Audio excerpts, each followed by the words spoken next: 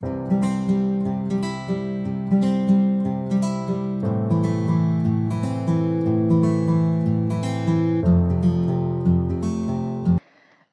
বন্ধু বান্ধৱীসকল, জেৰাগীতিলৈ আপোনালোকক স্বাগতম। আমি ক্ৰমাগতভাৱে ইণ্ডিয়ান হিষ্ট্ৰী পাৰ্টটো আলোচনা কৰি আছোঁ। বৰ্তমানলৈকে আমি পাই আহিছোঁ যে চৌহান বংশৰ ৰজা পৃথ্বীৰাজ চৌহানৰ সময়ত মহম্মদ গৰীয়ে আক্ৰমণ কৰি 1192 চনত তৰাইনৰ দ্বিতীয় যুদ্ধত পৃথ্বীৰাজ চৌহানক হত্যা কৰে। ইয়াৰ পাছত 1194 চনত চন্দ্ৰৱাৰা যুদ্ধত জয়চন্দ্ৰক হত্যা কৰে আৰু সেই অংশটো তেওঁৰ অধীনলৈ নিয়ে। ইয়াৰ পাছত তেওঁৰ এজন গোলাম কুতুবুদ্দিন ऐबকক তেওঁ শাসনভাৰ দিয়ে আৰু সেই কুতুবুদ্দিন ऐबকেই গোলাম বংশৰ প্ৰতিষ্ঠা কৰে। আজি আমি সেই গোলাম বংশৰ পৰা আৰম্ভ কৰি যিসকল দিল্লীৰ চুলতান বা দিল্লীত শাসন কৰিছিলে তেওঁলোকৰ বিষয়ে আলোচনা কৰিম। দিল্লী চুলতানসকলে 1206 পৰা 1526 লৈকে শাসন কৰিছিলে, প্ৰায় 350 বছৰ। কিন্তু এই দিল্লী চুলতানসকলৰ একেটা ৰাজবংশই শাসন কৰা নাছিলে, তাত ক্ৰমান্বয়ে 5টা ৰাজবংশই শাসন কৰিছিলে। সেইকেইটা হৈছে গোলাম বংশ, খিলজী বংশ, তুগলক বংশ আৰু সৈয়দ বংশ, লোদী বংশ। ঠিক আছে, সেই গোটেইকেইটাকে আমি একেলগতে দিল্লী চুলতান বুলি কওঁ, কাৰণ তেওঁলোকৰ দিল্লী বা দিল্লীৰ আশে-পাশে ৰাজধানী আছিলে, সেইকাৰণে তেওঁলোকক দিল্লী চুলতান বুলি কোৱা হয়। ফাৰ্ষ্ট আহিলে গোলাম বংশ। গোলাম বংশই শাসন কৰিছিলে 1206 পৰা 1290 লৈকে। এওঁলোকক গোলাম বংশ বুলি কোৱাৰ মূল কাৰণ হৈছে এই কুতুবুদ্দিন ऐबক মহম্মদ গৰীৰ এজন গোলাম আছিলে আৰু তেওঁৰ জীয়েকক বিয়া কৰাইছিলে। পাছত যিখিনি ভাৰতৰ অংশ মহম্মদ গৰীয়ে জিকিছিলে সেইখিনি কুতুবুদ্দিন ऐबকক দি দিছিলে আৰু তাতে তেওঁ শাসন কৰিছিলে। কুতুবুদ্দিন ऐबকে নিজে চুলতান উপাধি গ্ৰহণ কৰা নাছিলে, তেওঁ মালিক হিচাপে বা মালিক নামেৰেই তেওঁ শাসন চলাইছিলে। তেওঁ ফাৰ্ষ্ট ৰাজধানী আছিলে লাহোৰত। কুতুবুদ্দিন ऐबকৰ সেনাপতি আছিলে বখতিয়াৰ খিলজী, যিজনে আমাৰ অসমো আক্ৰমণ কৰিছিলে। যেতিয়া পিঠু ৰজা হৈ আছিলে সেই সময়তে তিব্বত যোৱাৰ পথত আমাৰ অসমখন আক্ৰমণ কৰি গৈছিলে। কুতুবুদ্দিন ऐबকৰ বহুতকেইটা ভাল গুণ আছিলে, সেইকেইটাৰ ভিতৰত এটা অন্যতম হৈছে তেওঁ দুখীয়াক বহুত দান কৰিছিলে, সেইকাৰণে তেওঁক লাখ বক্সা বুলি কোৱা হয়। আৰু ইয়াৰ উপৰিও মানে যেতিয়া দুখীয়া বা কিবা সমস্যাৰ সৃষ্টি হয় ন, তেওঁ আগে ভাগে উপস্থিত হৈছিলে, সেইকাৰণে তেওঁক হাতিম বুলি কোৱা হৈছিলে। উপৰিও যিখন কোৰাণ, সেই কোৰাণখন তেওঁ গোটেইখন মুখস্থ আছিলে, সেইকাৰণে তেওঁ কোৰাণ খান উপাধি পাইছিলে। তেওঁ 3টা নাম পালো, লাখ বক্স, হাতিম আৰু কোৰাণ খান। ঠিক আছে, তেওঁৰ ৰাজসভাত 2জন লেখক আছিলে, এইটো সুধি থাকে দেই। মিনহাজ উ চিৰাজ তেওঁ তবাকে নাছৰীৰ লিখিছিলে, যিজন এজন বিখ্যাত ইতিহাসকাৰ। মানে যি সময়ত গৌৰী আমাৰ ভাৰতলৈ অহা নাছিলে বা ভাৰত কেনেকৈ আক্ৰমণ কৰিছিলে এই সকলোবিলাক তেওঁৰ কিতাপখনতে পোৱা যায়। তেওঁ মানে বহুত তন্নকৈ সেই সময়ৰ ইতিহাস ৰচনা কৰিছিলে। আৰু অন্য এজন হৈছে আজান নিছামী, আৰু তেওঁ তাবুল নাহৰীৰ নামৰ কিতাপখন লিখিছিলে। বিশেষকৈ এইটো মিনহাজ উ চিৰাজটো বেছি ইম্পৰ্টেণ্ট হয়, এইটো চাব। কৰা কেইটামান নিদৰ্শন হৈছে, ফাৰ্ষ্ট হ'ল কুতুব মিনাৰ, যিটো দিল্লীত আছে। এইটো তেওঁ বনাইছিলে তেওঁৰ এজন গুৰু বখতিয়াৰ কাকী নামৰ যিজন গুৰু আছিলে, সেই গুৰুজনৰ সন্মানৰ কাৰণে বনাইছিলে। অৱশ্যে এইটো তেওঁ সম্পূৰ্ণ কৰিবলৈ নাপালে, সম্পূৰ্ণ কৰিবলৈ পোৱাৰ আগতে তেওঁৰ মৃত্যু হ'ল। আৰু ইয়াৰ পাছত যেতিয়া ইলতুৎমিছ ৰজা হ'ব, সেই ইলতুৎমিছৰ সময়ত ইয়াক সম্পূৰ্ণ কৰা হয়। ইছলাম, এইটো দিল্লীত আছে। আৰু তাৰ পাছত তেওঁ নিৰ্মাণ কৰিছিলে আহৈ দিন কা জোপৰা, যিটো মানে আমি আগতেও পাইছিলোঁ, সেইটো আজমেৰত আছে। সেইখন এখন সংস্কৃত বিদ্যালয় আছিলে। সেই সংস্কৃত বিদ্যালয়খন তেওঁ মেৰামতি কৰিছিলে, ধৰক ৰং চং দি বা টিং পাত লগাই নতুনকৈ কৰি পেলাই সেইটো আহৈ দিনত কমপ্লিট কৰিছিলে। আৰু সেইটোকে আহৈ দিন কা জোপৰা বুলি কোৱা হয়। বখতিয়াৰ খিলজী এওঁৰ সেনাপতি আছিল। অৱশ্যে এই বখতিয়াৰ খিলজী মহম্মদ গৰীৰ এজন গোলামী আছিল, কিন্তু যেতিয়া কুতুবুদ্দিন ऐबক শাসনলৈ আহিছিলে তেতিয়া এওঁ বখতিয়াৰ খিলজী সেনাপতি হৈছিলে কুতুবুদ্দিন ऐबকৰ। কুতুবুদ্দিন ऐबকৰ পাছৰ ৰজা হৈছিলে বাহৰাম শ্বাহ, কিন্তু তেওঁ এবছৰমানহে ৰজা হৈছিলে। এই ইলতুৎমিছে তেওঁক হৰুৱাই ইলতুৎমিছে শাসন কৰে। তেওঁ বিশেষ পোৱা নাযায়, মানে বহৰাম শ্বাহৰ বিশেষ পোৱা নাযায়, তেওঁ মাত্ৰ এবছৰমান শাসন কৰিছিলে। তাৰ পাছত আহিলে ইলতুৎমিছে 1211 পৰা 1236 লৈকে শাসন কৰিছিলে। এওঁ কুতুবুদ্দিন ऐबকৰ গোলাম আছিলে। আৰু এওঁ এই ইলতুৎমিছেও কুতুবুদ্দিন ऐबকৰ এগৰাকী কন্যাক বিয়া কৰাইছিলে। এই ইলতুৎমিছক দিল্লীৰ চুলতানৰ ৰিয়েল ফাউণ্ডাৰ বুলি কোৱা হয়, কাৰণ তেওঁ মানে ফাৰ্ষ্ট কুতুবুদ্দিন ऐबকৰ দিনৰ ৰাজধানী ক'ত আছিলে, লাহোৰত আছিলে। আৰু এই ইলতুৎমিছে মানে তাৰ পৰা দিল্লীলৈ লৈ আহিছিলে, সেইকাৰণে তেওঁক ৰিয়েল ফাউণ্ডাৰ বুলি কোৱা হয়। ইয়াৰ উপৰিও কুতুবুদ্দিন ऐबকে চুলতান উপাধি গ্ৰহণ কৰা নাছিলে। এইটো তেওঁলোকৰ খালিফাসকলৰ পৰা খেদত ল'ব লাগে অৰ্থাৎ মানে চুলতান উপাধিটো ল'ব লাগে তেতিয়াহে সেইটো পায় কিন্তু কুতুবুদ্দিন ऐबকে সেইটো লোৱা নাছিলে তেওঁ মালিক হিচাপেহে শাসন কৰিছিলে আৰু এই ইলতুৎমিছে মানে ফাৰ্ষ্ট খালিফাৰ পৰা খিলফ লৈছিলে আৰু তেওঁ লাহোৰৰ পৰা ৰাজধানী দিল্লীলৈ লৈ আহিছিলে সেইকাৰণে তেওঁক বাস্তৱিক শাসক বুলি কোৱা হয় ইলতুৎমিছো কুতুবুদ্দিন ऐबকৰ এজন গোলামী আছিলে তেওঁ জীয়েকক বিয়া পাতে তাৰ পাছত তেওঁ শাসনলৈ আহে তেওঁলোক গোটেইখিনিতো একেটা বংশৰ নাছিলে ন মানে এই ইলতুৎমিছৰ বংশটোক ইলাৰী বংশ বুলিহে কোৱা হয় কিন্তু যেতিয়া ইজনৰ গোলাম সিজনৰ গোলাম আছিলে সেইকাৰণে মানে ইয়াত আৰু ইলাৰী বংশ বা এনেকে নাহে এটোত গোলাম বংশ বুলি আহিব গোলামৰো গোলাম বুলি কোৱা হয় কাৰণ মহম্মদ গৰিৰ গোলাম আছিলে কুতুবুদ্দিন ऐबকৰ গোলাম আছিলে ইলতুৎমিছ সেইকাৰণে তেওঁ গোলামৰ গোলাম বুলি কোৱা হয় তেওঁ দৰমহাৰ বিনিময়ত মাটি দিয়াৰ ব্যৱস্থা কৰিছিলে যিটোক ইক্তা বুলি কোৱা হয় যেনেকৈ আমি আগতে পঢ়োতে পাইছিলো ন সামন্তি ব্যৱস্থাৰ দ্বাৰা সৃষ্টি হৈছিলে তেওঁলোকক সামন্ত বুলি কোৱা হৈছিলে ধৰক তেনেকৈ সামন্তই পাছত গৈ শাসন কৰে তেনেকৈ এই মাটিৰ হলনি মানে দৰমহাৰ হলনি মাটি দিয়া কথাটোক তেওঁলোকৰ ইক্তা বুলি কোৱা হয় আৰু যিসকলে সেই মাটিখিনি পাইছিলে সেইখিনিক ইক্তাদাৰ বুলি কোৱা হয় তেওঁ 40 জনীয়া এটা চালিচা দল গঠন কৰিছিলে এটো চালিচা মানে চালাকাৰ অৰ্থাৎ মানে কিবা সমস্যা হল ৰজাৰ কিবা প্ৰশাসনৰ কাৰ্য চলাব লাগে তেওঁ প্ৰশাসনিক ব্যৱস্থাটো এইভাবে গুৰুত্ব দিছিলে তেওঁ মানে তাৰ কাৰণে এটা চালিচা দল বুলি দল গঠন কৰিছিলে আৰু সেই সকলৰ পৰামৰ্শ মতেহে তেওঁ ৰাজকাৰ্য চলাইছিলে ইয়াৰ উপৰিও তেওঁ ৰেড ক্লথ সিস্টেম নামৰ এটা প্ৰথা প্ৰচলন কৰিছিলে তাৰ জৰিয়তে কি হয় যদি কোনোবা কাৰোবাৰ সমস্যা হয় সেই সমস্যাটো তেওঁ শুকুৰবাৰ দিনাখন যিটো নামাজ হয় সেই নামাজৰ দিনাখন ৰঙা কাপোৰ পিন্ধি আহিব লাগে আৰু তেওঁ সমস্যাটো ক'ব লাগে যদি তাতে সমাধান হৈ যায় হৈ গ'ল যদি সমাধান নহয় সেইটো ৰজাৰ গুৰিলৈ ডাইৰেক্ট আহিব পাৰে তেনেকুৱা এটা ব্যৱস্থা প্ৰচলন কৰিছিলে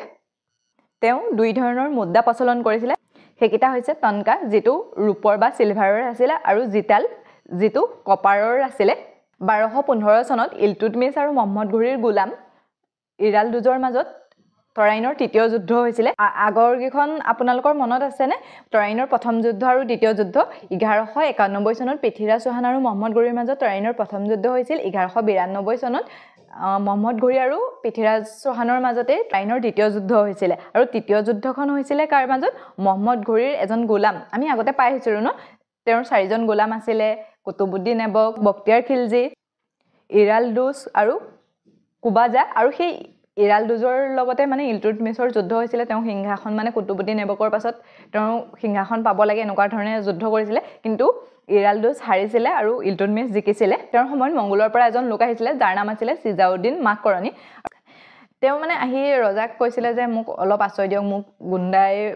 গুণ্ডা মোৰ পাছত আছে তেনেকৈ সহায় ভিক্ষা কৰিছিল প্ৰথম অৱস্থাৰ ৰজাই তেওঁক সহায় কৰিছিল কিন্তু তেওঁ পাছত গম পালে যে যিজন চংগিজ খান নামৰ মানে কুৰ শাসক আছিল বহুত ভয়ংকৰ শাসক আছিল সেই তেওঁৰ পিছা কৰি আছিল সেইটো গম পাই মানে তেওঁ ইয়াৰ পৰা পঠিয়াই দিলে আৰু তেওঁ এই ভাৰতত ইছলামী পদ্ধতি স্থাপন কৰিছিল প্ৰথম মহম্মদ বিন কাছিমে ইছলামী পৰম্পৰা আৰম্ভ কৰিছিল যদিও এওঁ মানে ভাৰতত ইয়াক স্থাপন কৰিছিল আৰু যিটো মকবৰা হয় সেই মকবৰাৰ বনোৱাৰ পদ্ধতি সেই ইলতুৎমিছৰ দিনৰ পৰাই আৰম্ভ হৈছিল মহম্মদ গৰিয়ে যেতিয়া ভাৰত আক্ৰমণ কৰিবলৈ আহিছিল তেতিয়া তেওঁৰ লগত এজন আহিছিল যাৰ নাম আছিল মঈনুদ্দিন চিস্তি আৰু সেই মঈনুদ্দিন চিস্তিৰ মকবৰা বনাইছিল যিটো কাশ্মীৰৰ দৰগাহ বুলি কোৱা হয় তাৰ পাছত শাসন কৰিছিল ৰেজিয়া সুলতানে তেওঁ 1236 পৰা 1240 লৈকে শাসন কৰিছিল যিগৰাকী ভাৰতৰ প্ৰথম মহিলা শাসক আৰু শেষ মহিলা শাসক আছিল আৰু তেওঁ বহুত যোগ্য আছিল মানে মহিলা বুলি এনেকুৱা নাছিল তেওঁ শাসন বেয়া আছিল তেনেকুৱা নহয় তেওঁ যোগ্য আছিল মানে আৰু এই ৰেজিয়া সুলতান ইলতুৎমিছৰ জীয়েক আছিল তেওঁ পৰ্দা প্ৰথা মানি চলা নাছিল পৰ্দা প্ৰথা মানে ধৰক এনেকৈ যে মুখ ঢাকি মেলি থাকে তেনেকৈ সেইবিলাক তেওঁ মনা নাছিল তেওঁ কুবা আৰু কুলাই মানে পৰিধান কৰিছিল এই কুবা মানে হৈছে ব্লেজাৰ নিচিনা যে যেনেকৈ পিন্ধে তেনেকৈ ব্লেজাৰ পিন্ধিছিল আৰু কুলাই মানে হৈছে টুপি এনেকৈ ডাঙৰ টুপি পিন্ধি আছিল তেওঁ মানে এইটো বুজাইছে যে তেওঁ মুখ চুখ ঢাকি থকা নাছিল আৰু তেওঁ ব্লেজাৰ আৰু টুপি ধাৰণ কৰিছিল যিটো তেওঁৰ দেউতাকে আৰম্ভ কৰিছিল চালিচা দল কিন্তু কি হৈছিল চালিচা দলটোৱে ৰেজিয়া সুলতানক সমৰ্থন কৰা নাছিল তো মানে তেওঁ মহিলা হোৱাৰ কাৰণে মানি লোৱা নাছিল আৰু সেইকাৰণে তেওঁ এজন নিজৰ পাৰ্চনেল সালাহকাৰ ৰাখিছিল যাৰ নাম আছিল মালিক ইয়াতক কিন্তু অইনসকলে মানে তেওঁক ভাল পাই বুলিয়ে প্ৰচাৰ কৰিছিল অৱশ্যে কি হ'ল পঞ্জাৱৰ ইক্তাদাৰ আছিল যাৰ নাম আছিল মালিক আলটুনিয়া সেইজনে মানে ৰেজিয়া সুলতানৰ বিৰুদ্ধে মাত মাতিছিল আৰু ৰেজিয়া সুলতানে মানে পটককৈ যুদ্ধ ঘোষণা কৰি দিলে অৱশ্যে এই তেওঁৰ সালাহকাৰজনে মানা কৰিছিল কিন্তু তেওঁ নুশুনিলে তেওঁ যুদ্ধ কৰিলে গৈ পেলাই তেওঁ হাৰিলে যুদ্ধত যেতিয়া হাৰি পেলাই তেওঁ এটা সিদ্ধান্ত ল'লে যে তেওঁৰ লগতে তেওঁ বিয়া হৈ পেলাই যেতিয়া আহি আছিল তেওঁৰ নিজৰ ৰাজধানীলৈ তেতিয়া সেই চালিচা দলৰ সদস্যই লগ লগাই তেওঁক হত্যা কৰোৱায় তেওঁ তিনি ধৰণৰ পইচা প্ৰচলন কৰিছিলে সেইকেইটাৰ মানে নাম দিছিলে আৰু ন্যায়ৰ ৰাণী ইলতুৎমিছৰ জীয়েক দিল্লীৰ চুলতানৰ মহাৰাণী তাৰ পাছত শাসন কৰিছিলে আলাউদ্দিন মচুক শাহ তেওঁৰ 1240 এডিৰ পৰা 1246 লৈকে শাসন কৰিছিলে এওক গিয়াছুদ্দিন বলবান নামৰ এজন গোলামে হত্যা কৰিছিলে যিজন ইৰাণৰ লোক আছিলে তাৰ পাছত ৰজা হৈছিলে নাছিৰুদ্দিন শাহ আৰু তেওঁ 1246 পৰা 1264 লৈকে শাসন কৰিছিলে নাছিৰুদ্দিন শাহৰ কথা মতেই মানে এই গিয়াছুদ্দিন বলবানে আলাউদ্দিন মচুক শাহক হত্যা কৰি তেওঁৰ বিশ্বাস আদায় কৰিলে আৰু যেতিয়ালৈকে তেওঁ ৰজা হৈ আছিলে ঠিকই আছিলে বিশ্বাস আদায় কৰি তেওঁ লাহে লাহে যিটো চালিচা দল আছিলে সেই চালিচা দলত সোমাই পৰে আৰু যেতিয়া শেষত নাছিৰুদ্দিন শাহৰ মৃত্যু হোৱাৰ পাছত গিয়াছুদ্দিন বলবানে মানে নিজকে ৰজা হিচাপে ঘোষণা কৰে ইয়াৰ পাছত গিয়াছুদ্দিন বলবান ৰজা হৈছিলে তেওঁ 1264 পৰা 1288 চনলৈকে শাসন কৰিছিলে তেওঁ প্ৰকৃত নাম আছিলে উলগু খান আৰু তেওঁৰ ফাৰ্ষ্ট পাৰ্চিয়ান সভ্যতাৰ লগত ভাৰতক চিনাকি কৰাই দিছিলে যিটো নৰুজ ফেষ্টিভেল আছে যে সেই নৰুজ ফেষ্টিভেলটো তেওঁ ভাৰতত পতাইছিলে আৰু সেইটো মোগলৰ সময়লৈকে চলি আছিলে কিন্তু মোগলৰ সময়ত সেইটো বন্ধ কৰে তাৰ এজন ৰজাই সেইটো পতা মানে নিষেধাজ্ঞা আৰোপ কৰে আৰু যেতিয়া তেওঁ ৰাজভাৰ গ্ৰহণ কৰিলে তেতিয়াই তেওঁ চালিচা দল নাই বুলি ক'লে মানে তেওঁৰ মতে তেওঁই ঈশ্বৰ আৰু তেওঁ কাৰো পৰামৰ্শ ল'ব নালাগে তেওঁ নিজে সকলোখিনি কৰিব পাৰে সেইকাৰণে চালিচা দলৰ প্ৰয়োজন নাই বুলি চালিচা দল নাইকিয়া কৰি পেলালে আৰু আমি ইয়াৰ আগতে পাইছিলোঁ ন ইলতুৎমিছৰ দিনত মকবৰা বনোৱা হৈছিল মহম্মদ ঘুৰিৰ লগত অহা মঈনুদ্দিন চিস্তিৰ মকবৰা বনাইছিলে কিন্তু সেইটো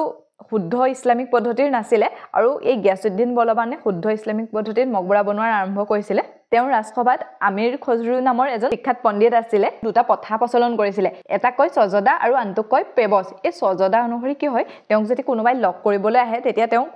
অষ্টাংগে মানে একদম পৰিলৈ তেওঁ ভৰিত ধৰি সেৱা কৰিব লাগিব আৰু পেবছ মানে হৈছে যেতিয়া কিবা ক'ব লগা হয় বা ৰজাৰ আগত কিবা ক'বলগীয়া হয় তেতিয়া তেওঁৰ ভৰি মানে পতা হয় তাত চুমা খাই ল'ব লাগিব নিজকেতো ঈশ্বৰ বুলিয়ে ভাবে ন তেওঁ একো দৰকাৰ নাই তেওঁ চবেই মানিব লাগিব তেনেকুৱা আছিলে তেওঁ বলবান নামৰ এটা কইন্স প্ৰচলন কৰিছিলে তেওঁৰ ৰাজসভাত ফিৰোজ শাহ তুগলক নামৰ এজন লোক সেনাত আছিলে আৰু যিজনে